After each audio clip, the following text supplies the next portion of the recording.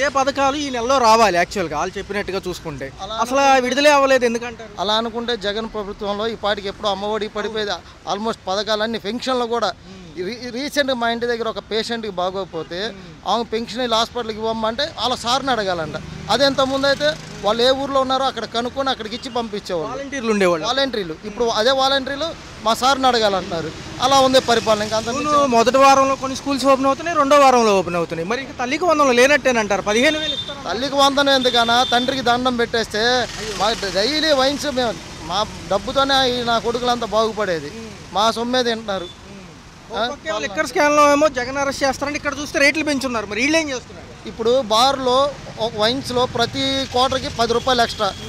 ఎవడమ్మని తెంగినోడు సొమ్ము ఎవడు గుద్దలోకి వెళ్తుంది. అది జగన్ మీద పడి ఏడుస్తారు పొద్దుగూకులు. నా అయితే నోటికి బూతులు కూడా వస్తాయన్న.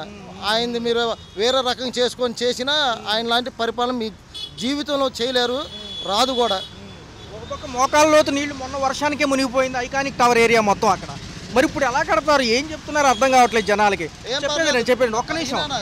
సింపుల్గా చెప్తాగా, ఇప్పుడు షిప్లు ఉన్నాయి కదా, అలాగే షిప్లోనే భవనం కట్టేస్తారనమాట, రాజభవనం. డైరెక్ట్ షిప్పే నీకు ఎంత లోతు, మోకాళ్ళ లోతు కాదు, నీకు తాటి చెట్టు లోతు వచ్చిన నీరు పైన తేలాడుతూ ఉంటుంది. ఈయన హెలికాప్టర్లో వచ్చి మీటింగ్ పెట్టుకొని వెళ్ళిపోతాడు. 44,000 ఎకరాలు సేకరించి కౌలు డబ్బులు ఇస్తారంట. వీళ్ళే ఎకరం 20 కోట్లకు అమ్ముతారంట. సరే అన్న, కొద్దిగా నాకు పని ఉంది, పిల్లలకి టైం అయింది. అంటే ఒక పక్క ప్రభుత్వాలు కంపెనీలు ఆకర్షించడానికి 99 పైసలకు భూమి అని విశాఖపట్నంలో అంటుంది.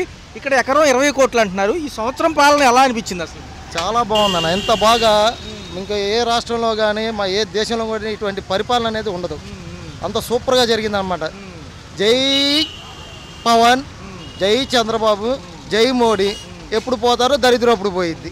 ఓకేనా? ఒక పక్క ఏమంటున్నాయంటే ప్రతిపక్షాలు సంవత్సర పాలన దగ్గరలో ఉన్నారు. రేపు జూన్ 13 కల్లా సంవత్సరం అయిపోతుంది.